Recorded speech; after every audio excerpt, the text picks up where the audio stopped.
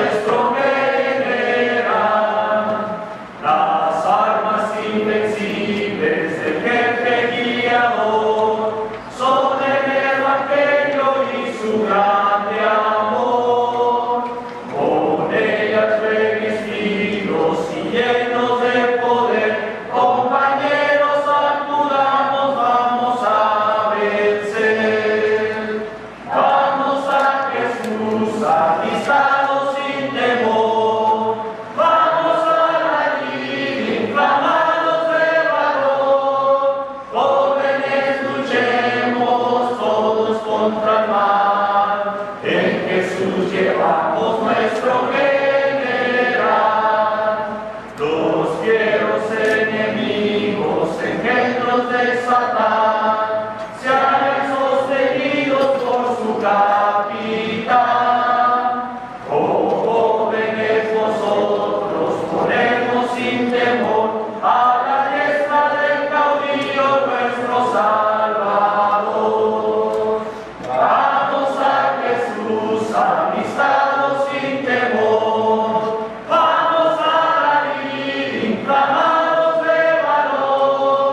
Jóvenes, luchemos todos contra el mal. En Jesús llevamos nuestro general. Quien venga a la pelea, su voz se escuchará. Cristo la victoria le concederá. Salgamos, compañeros, luchemos bien por él. Con Jesús conquistaremos inmortal laurel. Vamos a Jesús, alistados sin temor. Vamos a allí, inflamados de valor. Jóvenes, luchemos todos contra el mal. En Jesús llevamos nuestro general. Buenas tardes, hermanos, hermanas, buenas tardes. Bienvenidos los invitados que vienen por primera vez a la Iglesia de Cristo. Bienvenido el hermano de Raúl. Bienvenidos a todos los invitados. Antes de venir al servicio, acabo de recibir una noticia que me alegró mucho mi corazón, o cómo se dice, me sentí muy a gusto porque ahora que estuve en Cortázar, me topé a un hermano que es la segunda vez que lo traigo para atrás a la iglesia. Me lo encuentro en el jardín y le empiezo a platicar. Oye, esto no es coincidencia. Te vuelvo a encontrar otra vez en mi visita aquí a Cortázar. Te anda buscando tu hermano mayor. No, sí, cierto. Te anda buscando Jesucristo. Le digo, yo no sé por qué me topo contigo. Son 100,000 habitantes en Cortázar y me tengo que topar contigo, ¿no? Y le estaba platicando y dice, no, sí, quiero regresar. Y venía con una mujer, chaparrita ella. Y cuando le estoy hablando de la palabra, la señora empieza también ella como a darme a entender que conocía la palabra de Dios y empieza ella a dar sus argumentos de la palabra de Dios, ¿no? Entonces digo, wow, me gusta mucho su actitud. Tiene fe en Dios y eso es bueno. Y hablando yo le empiezo a corregir poquito ahí de la palabra de Dios. Y me dice, ¿cuándo vas a estudiar? Le dije, vamos a estudiar, voy a empezar el curso mañana. Ahí estamos, quiero ir a estudiar. Y llegó con la señora. Y me fui dando cuenta que al predicar la palabra, la actitud de esta mujer iba cambiando. En el estudio primero estaba un poquito así media. Esas personas que como que no creen, ¿verdad?, lo que estamos hablando. Pero ya en el segundo estudio la miré más a gusto, lo que estaba oyendo, le gustaba lo que estaba oyendo, la palabra de Dios. Y pues hoy se bautizó María. Y pues me dio mucha alegría que a través de la predicación una persona pueda venir a Cristo. Es un gran honor, un privilegio, que Dios nos pueda usar a través de la predicación de la palabra de Dios. Una persona que está perdida y que regrese otra vez de donde salió, porque todos salimos de donde mismo, de Dios salimos todos, ¿no? Y siempre será para mí ese gran honor de poder predicar la palabra. Todos deberíamos de entender que somos predicadores. Todos somos predicadores, todos predicamos. Quizás no de aquí del púlpito, pero predicas con el ejemplo. Tu actitud todos los días es lo que predicas. El joven, si no le está haciendo caso a su madre, un joven cristiano que no le hace caso a sus padres, no está predicando. No está predicando. Si la madre le está dando un mal ejemplo al joven, no está predicando. Si los padres son cristianos y no dan el ejemplo de ser un padre cristiano, no están predicando con el ejemplo, claro. No están predicando.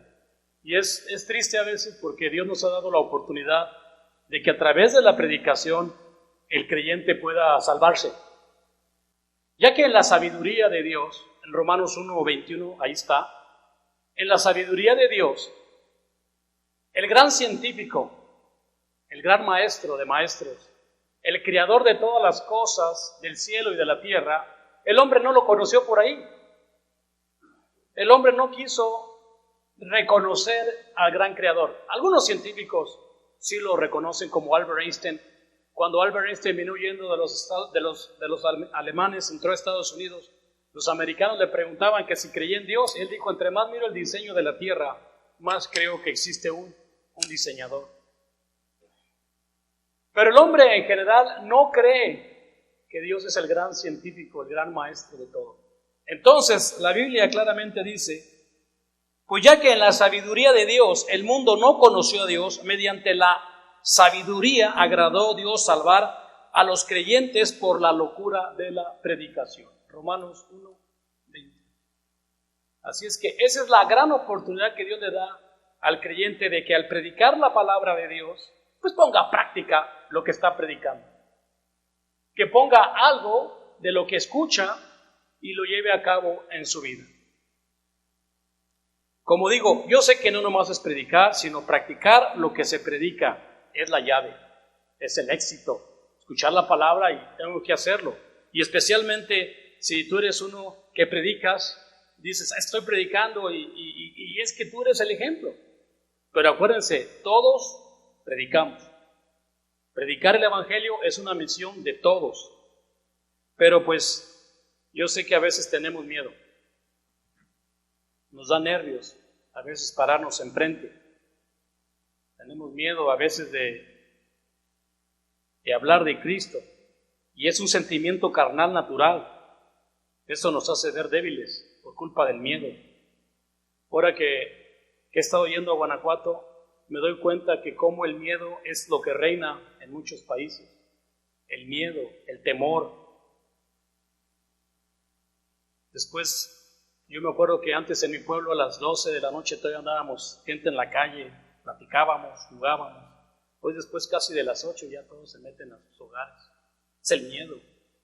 Y luego la pandemia también causó que toda la gente no saliera de sus casas por culpa del miedo.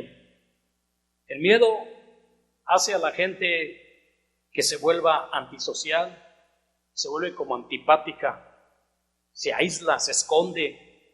Por medio del miedo no hay negocio. El rico se esconde su dinero y no tiene miedo a la inseguridad. ¿Cómo voy a invertir mi dinero en un lugar donde me puedan robar o secuestrar? En el miedo no existe la libertad. Pero como dijo, el miedo, por culpa del miedo también viene la angustia y también viene la ansiedad, el temor. Pero ¿qué dice el Señor al respecto de esto? ¿Qué dice nuestro Dios acerca del temor y el miedo? En Apocalipsis 21:8 dice la palabra de Dios así. Apocalipsis 21:8 dice: pero los cobardes e incrédulos, los abominables homicidas, los fornicarios, los hechiceros, los idólatras y todos los mentirosos tendrán su parte en el lago que arde con fuego y azufre, que es la segunda, o es la muerte segunda. Nada más me voy a enfocar al miedo. El Señor dice claramente que Él aborrece la cobardía. Dios aborrece la cobardía. El hombre natural tiene miedo por lo que posee. Él se valora por lo que es. Tiene miedo el hombre natural, es que tengo esto mío, es mi dinero, es lo que yo he trabajado, y por eso tiene miedo a perder su posición y sus posiciones. Él tiene miedo a perder su familia, y hoy en día también tiene miedo a que se vaya a contagiar de alguna enfermedad. Es un temor que es natural del hombre carnal. Ese miedo lo ciega, porque todos sabemos que eventualmente vamos a dejar todo aquí. Eventualmente todo se va a quedar aquí. Pero el miedo es lo que nos obliga a encerrarnos. Como Job nos lo enseñó, no nomás lo enseñó Job, sino que también Job lo vivió. En Job 1:21, lo que dijo este hombre: desnudo vine y desnudo voy a irme de este mundo. Este hombre entendió, a pesar de que era un hombre tan rico, que perdió todo, su familia, sus hijos, su trabajo, todo lo perdió, y enseñó algo muy interesante que debemos de aprender todos. Job lo dijo: nada traje a este mundo y nada me voy a llevar. Esa es la verdad. Esa es la verdad. Y el que no lo entienda vive una mentira. Si usted no entiende que tu cobardía te hace sentir por lo que tienes o por lo que posees, entonces estás viviendo una mentira, porque el mismo Señor dijo en Génesis 3:19, dijo claramente, dijo: trabajarás con el sudor de tu frente hasta que regreses donde te saqué, porque del polvo viniste y al polvo te voy a regresar. Es otra verdad. Es otra verdad también que debemos de entender, que en ese miedo no se ve la realidad. En el miedo no se ve la realidad. El Señor mismo había dicho que aquellas personas que quieran salvar su vida, aquellas que traten de cuidarla, la van a perder. Lo dijo en Marcos 8:35. Todo aquel que quiera salvar su vida, la va a perder. Y todo aquel que pierda su vida por causa de mí y el Evangelio, la va a encontrar. Fíjense, hermanos, lo importante que el Señor me está enseñando aquí. No está en mi control, mi vida. No sé cuánto voy a vivir, no sé cuánto tiempo voy a estar en este mundo. Pero si yo quiero salvar mi vida, la voy a perder. El que quiera salvar su vida, escondiéndose por miedo, sin aceptar la voluntad de Dios, no lo va a poder ayudar. Aquellas personas que, por ejemplo, esconden sus miedos en una droga, bajo una influencia, ellos creen que al estar tomados o haciendo algo en su cuerpo, ellos piensan que eso los mantiene como valientes, ¿no? Soy valiente. Me fumo o me inyecto o lo que sea, eso lo hace sentir que la persona vive, pero eso también es un miedo. Es un miedo a enfrentar la realidad. Por ejemplo, los borrachos cuando toman, no quieren la responsabilidad de ser padres de familia, no quieren y se esconden en el vicio para tratar de ocultar su complejo de inferioridad. Hermanos, el Señor busca 3 cualidades del hombre de fe: valor, pero un valor real, con convicción. Un valor de creemos y estamos convencidos, no el valor equívoco, no el valor de que te da el valiente que cree que porque hace aquello o hace lo otro, él es fuerte, como el macho, como los que creen que se sienten ser algo. Dice la Escritura que el que cree ser algo siendo nada no es nada, se engaña. No, el valor de convencimiento, el valor de que oyes la palabra de Dios y dices, esto es lo que yo creo, esto es lo que yo necesito. El valor que va acompañado de la fe, de convicciones. El que dice Dios nos da, el que dice Dios da esto por su palabra. Lo creemos y nos da el valor de ir. Por ejemplo, si Él dice ir y predicar el Evangelio, es que ir a predicar el Evangelio. Ese es el valor que le ponemos a la vida, porque Dios está atrás de nosotros. Yo le platicaba a mi esposa hace rato que que había cosa que con la primera vez que a mí mencionaron la Biblia, la primera vez que escuché la palabra Biblia, me llenó de alegría mi corazón porque dije, wow, entonces ahí está la palabra de Dios. Ahí está la palabra de Dios, porque si Él existe, y yo creo que existe, y es mi creador, me dejó instrucciones para seguirlo. Me dejó instrucciones para escucharlo, para vivirlo. Pero vemos que la palabra es el único alimento que nos puede alentar a ser valientes para vivir este mundo y enfrentarnos a cualquier circunstancia que podamos tener. En 1 de Pedro, capítulo 5, del 6 al 7, dice la palabra de Dios así. En 1 de Pedro, capítulo 5, versículos del 6 al 7.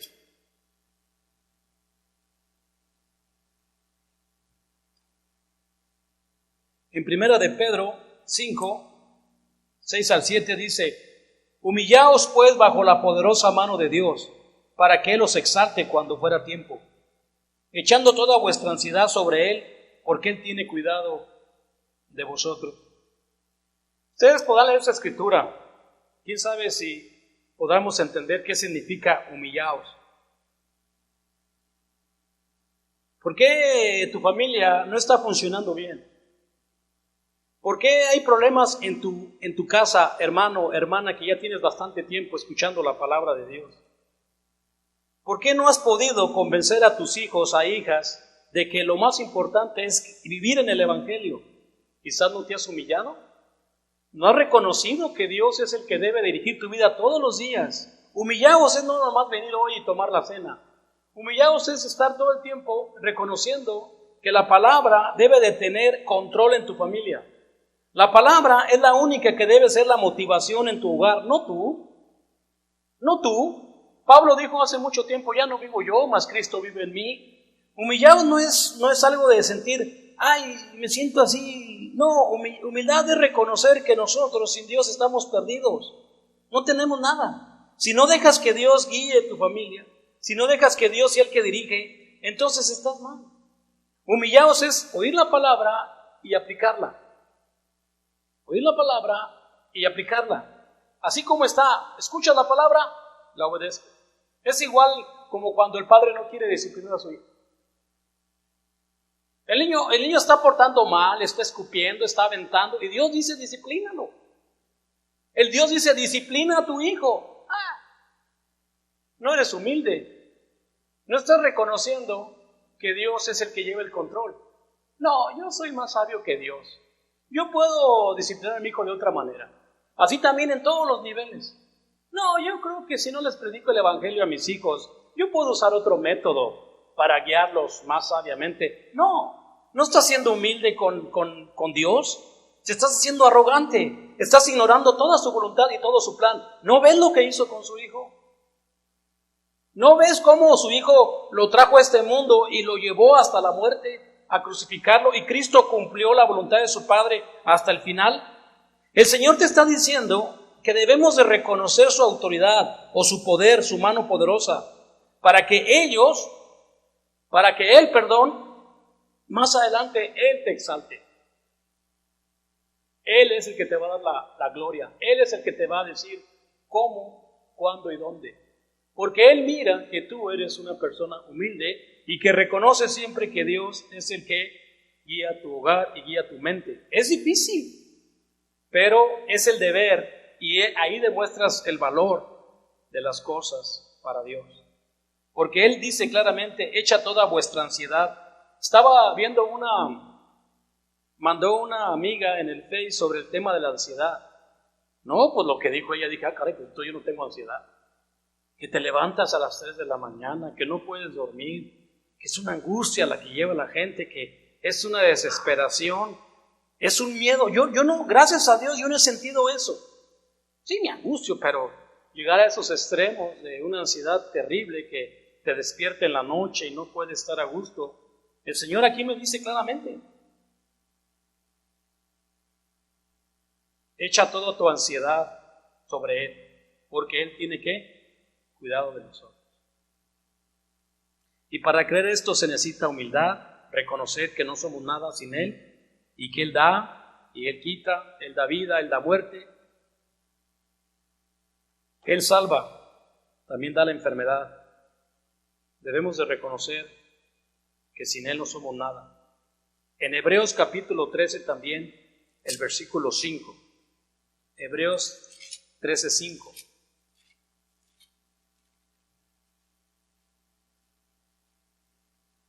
En Hebreos 13:5 al 6 dice: sean vuestras costumbres sin avaricia, contentos con lo que tenéis ahora, porque Él dijo: no te desampararé ni te dejaré. De manera que podemos decir confiadamente: el Señor es mi ayudador, no temeré lo que me pueda hacer ¿qué? El hombre. Estaba platicando, estudiando con nuestra hermana allí en Cortázar, y llegó un hombre diciendo que lo acababan de asaltar, que le pusieron la pistola a él y a su hijo. Y yo sin querer entré en la plática y le prediqué esta escritura. Esas personas no hacen lo que dice la palabra de Dios. Siempre están viviendo por avaricia. Siempre sus costumbres de ellos es tener más. Quiero tener más. Y si puedo robarles más en lo que cobro, mejor. Yo me pongo a pensar en esta escritura. Para que pueda tener éxito esta escritura, tienes que tener un valor de vivir sin esa avaricia. No deseas más de lo que Dios te da. No vas más allá de lo que está al límite. 8 horas de trabajo, bastante. No necesito más, Señor. Pero siempre el hombre anda tras más, y a veces dentro de esa avaricia él mismo extorsiona a otros. Desea cosas que no le pertenecen. ¿Por qué andas tras la avaricia? Quizás te guste otra mujer, quizás quieras conquistar otras pasiones. El Señor te está pidiendo, tu vida debe ser sin avaricia. Debes de estar contento con lo que tienes ahora. Fíjate bien lo que tienes ahora. Porque yo no entiendo a veces el propósito de personas que no podemos estar en paz. Siempre queremos más y más. El Señor te pide que vivas en paz. ¿Qué malo hay en eso? Nada. Porque Él dijo: no te desampararé ni te dejaré. Entonces, cuando entiendas esta escritura, dice claramente: de manera que podemos decir confiadamente: el Señor es mi ayudador y no temeré. Ahí está la valentía. No temeré lo que me pueda hacer ¿qué? El hombre. ¿Por qué le vamos a tener miedo al hombre? Ese es el problema de no querer ir a predicarle a las personas porque tenemos miedo, o no haces negocio porque tienes miedo. Valor, fe y humildad deben de ser juntos, porque el valor solo no es nada, el valor con Dios todo. Si me paro aquí es porque el Señor me hace digno de poder predicar su palabra.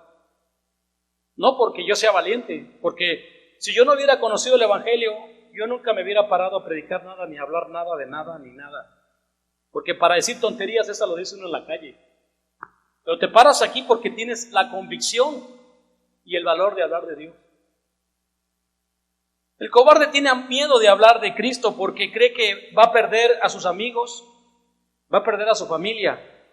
Quizás pueda también perder su trabajo cuando se pone a hablar de Cristo. Y yo lo creo, porque a mí me pasó. Cuando yo prediqué por primera vez el Evangelio a mis amigos, inmediatamente todos corrieron. Recién que me bauticé, fui a ver a mis amigos para predicarles el Evangelio y todos huyeron.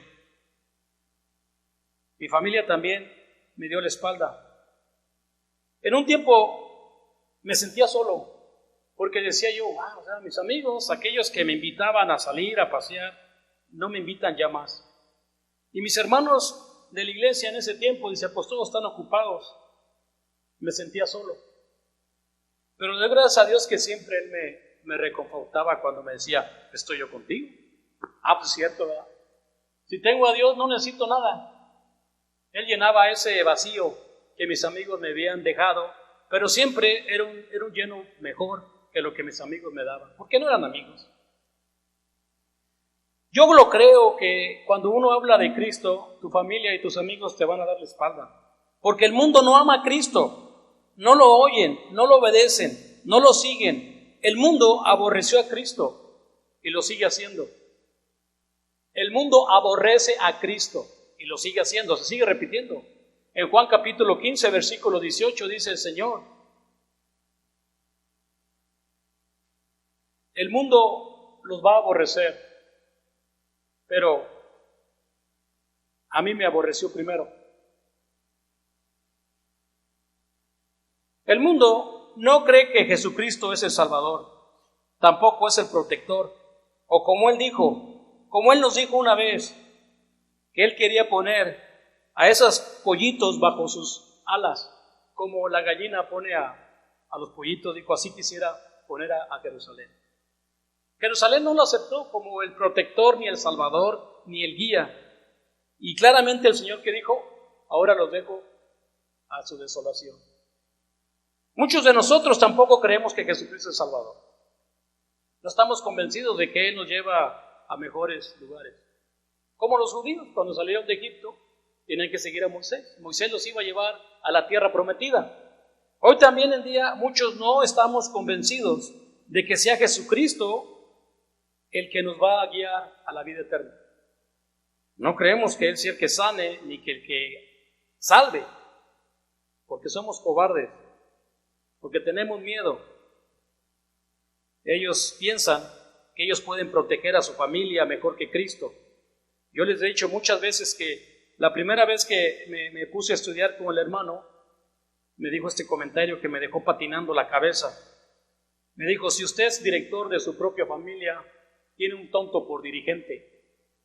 ¿Qué me quiere decir el hermano? Me estaba diciendo que si yo era el que dirigía, si tú como padre eres el que dirige a tu familia, fíjate bien lo que te voy a decir, hermano, y te lo digo enfrente de Dios. Si tú eres el padre de familia y tú estás dirigiendo a tu familia, tú siempre haces lo que tú quieres. Que para acá, que para allá, y que aquí, que acá. Eres un tonto por dirigente. Estás llevando a tus hijos a la cárcel, lo estás llevando a tus hijos a las drogas y no te das cuenta de que no puedes salvar a nadie. Eso fue una cosa muy interesante que entendí del hermano. Dije, bueno, si ese va a ser el tema o ese es el propósito, que sea Cristo que dirija a mi familia, yo no tengo ningún problema. Yo no tengo ningún problema que Cristo sea el que dirija a mi familia. Yo no tengo ningún problema que sea el que dirija a la iglesia. No tengo ningún problema con eso. Él es más sabio. Él sabe todas las cosas. Él sabe si despierto o no despierto, entonces que Él dirija. Y así lo debemos de poner en práctica, que sea el que dirija. El cobarde, como dije, él piensa que él puede proteger a su familia trabajando. Es que trabajo. Gano mucho dinero y con eso puedo cubrir todas sus necesidades. Estás equivocado. Y lo que haces es que te escondes como Adán se escondió en el jardín. Fíjate bien por qué el hombre se esconde. Porque cuando Dios preguntó por él, que dijo, ¿dónde estás tú? Adán dijo, es que me escondí porque tuve miedo, porque estaba desnudo. Vemos entonces que el hombre se esconde porque le gusta el placer del pecado y lo hace cobarde. Y siempre cree que él puede, con ese pecado, ayudar a otros. Está ciego.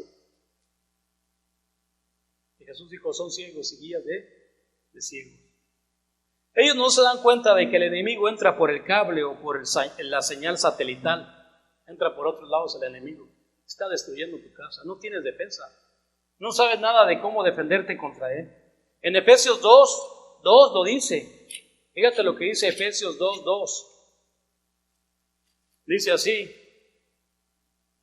Efesios 2:2 dice, en los cuales anduviste en otro tiempo siguiendo la corriente de este mundo, conforme al príncipe de la potestad del aire, el espíritu que ahora opera en los hijos de desobediencia, entre los cuales también todos nosotros tuvimos o vivimos en otro tiempo en los deseos de nuestra carne, haciendo la voluntad de la carne y de los pensamientos, y éramos por naturaleza hijos de ira, lo mismo que los demás. ¿Cómo crees que vas a poder tú salvar a tu familia si eres hijo de ira? O sea, ¿cuándo crees tú que tú con esa vida que llevamos de estar escondidos viendo lo que Satanás nos provee todos los días y cómo nos alimenta todos los días, vas a poder presentarte ante Dios, pues tienes miedo, eso es lógico. Pero en fin, la fe no es de todos. La fe no es de todos.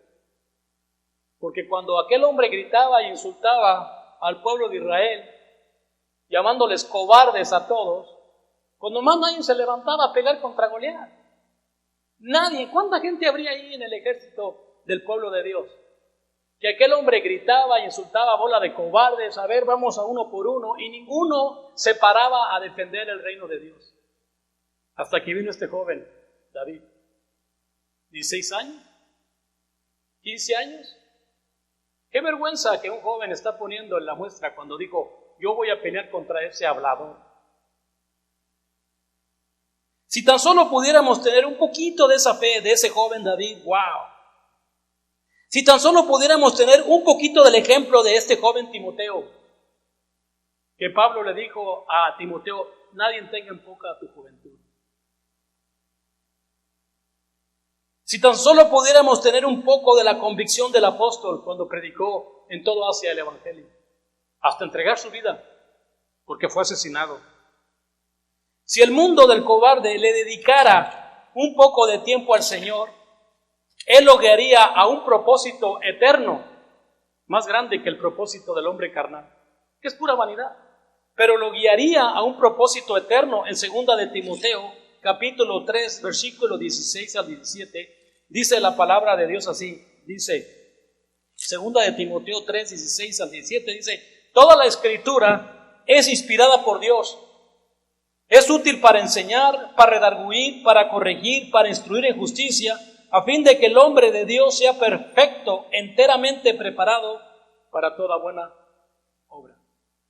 Fíjate, la palabra de Dios le ayuda al hombre a enseñarlo.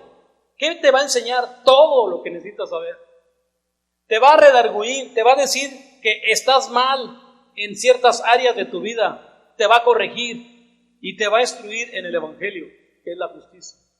Te va a enseñar cómo poder llevar una reconciliación con tu familia, con tus amigos y con todo mundo, porque ese es el trabajo de un cristiano. Dios nos ha dado esa misión de la reconciliación. Yo por esa vez cuando oigo que hermanos están ahí, pues ¿qué pasó? No están escuchando la palabra de Dios, no están siendo redarguidos, no están siendo corregidos, no se quieren corregir, a fin de que el hombre o la mujer sea completa, que estén preparados para toda ¿qué? Buena obra. El cobarde tiene miedo de hablar de Cristo. No es que no quiera, lo que pasa es que no cree en Él, no está convencido de que Él es el Salvador, no está convencido que Jesucristo dijo, a donde yo voy, yo quiero que todos estén conmigo para que vean la gloria que me has dado, Padre, porque me has amado desde el principio. Moradas eternas, un plan arriba, fuera de esta corrupción. El cobarde no habla, pues no cree que eso sea. Inclusive andan buscando otras maneras de poder seguir subsistiendo en esta tierra. Yo lo sé porque nuestra naturaleza existe ese miedo. No saber qué va a pasar. No saber qué va, si de aquí a mañana o dentro de 2 semanas se están viendo cosas muy horribles. No, si aquí estamos muy cómodos, estamos en una zona muy bonita, gracias a Dios. Pero no podemos decir que todo el tiempo va a estar así. Debemos estar alerta, preparados para si algún día nos pasa algo. Alguna cosita que nos pase, estar siempre alerta. Porque no podemos tener una congregación que no tienen valor de predicar. No podemos vivir como decimos, ¿quién va a tomar la espada? La siguiente generación vendrán jóvenes que prediquen la palabra y nos enseñen quién es nuestro enemigo. O los mismos líderes se van a hacer amigos del enemigo y se van a empezar a hacer de la iglesia de Cristo una iglesia de corrupción, porque ya nadie va a querer predicar la palabra de Dios. Ya nadie quiere exhortar como deben de exhortar. No con palabras suaves, lisonjas que nos engañen. No. Necesitamos entender que el cristiano debe de sufrir aflicciones en este mundo. Y la primera es predicar y predicar, y aunque nos griten, nos insulten, debemos de predicar. Jesús lo dijo: por mi causa os vituperarán, por mi causa os aborrecerán, pero les digo que serán llamados grandes en los cielos. Si nosotros no levantamos la espada, el enemigo entra también por el mismo cable o por la misma señal. Si no tenemos ese valor y no nos armamos de ese valor y esa fe, pues somos más de lo mismo. Somos más de lo mismo. El Espíritu Santo dice en 1 de Pedro 4, del 1 al 5, dice así. 1 de Pedro 4, del 1 al 5. Dice: puesto que Cristo ha padecido por nosotros en la carne, nosotros también armados del mismo pensamiento, pues quien ha padecido en la carne terminó con el pecado, para no vivir el tiempo que resta en la carne conforme a las concupiscencias de los hombres, sino conforme a la voluntad de Dios. Baste ya el tiempo pasado para haber hecho lo que agradan a los gentiles, andando en lascivias, concupiscencias, embriagueces, orgías, disipaciones, abominables e idolatrías. A esto les parece cosa extraña que vosotros no corráis con ellos en el mismo desenfreno de disolución y os ultrajan. Pero ellos darán cuenta al que está preparado para juzgar a los vivos y a los muertos. Ese pensamiento que Pedro me enseña aquí en 1 de Pedro 4:1, de armarme de ese mismo pensamiento. Cristo terminó con el pecado en la cruz. Cuando Él venga ya no viene, yo sé, ya no viene con relación al pecado. El pecado ya está condenado. El pecado es temporal. El pecado va a dejar de existir, eso sí lo tengo seguro, porque veo que la oscuridad es nada más la ausencia de luz. Veo que el frío es la ausencia del calor. Va a terminar. Todo eso va a terminar, es temporal. La vida humana es temporal, ¿por qué? Porque somos pecado. Entonces, como quiera que sea, tenemos que entender que ese pensamiento que dice Pedro es muy importante en mi vida. Tengo que armarme de ese mismo valor para terminar con el pecado que hay en mi vida. Quiero alcanzar la madurez, quiero alcanzar este entendimiento que Dios me da. Así es que es importante el valor con la compañía de nuestro Padre Celestial. El ir solo no se puede.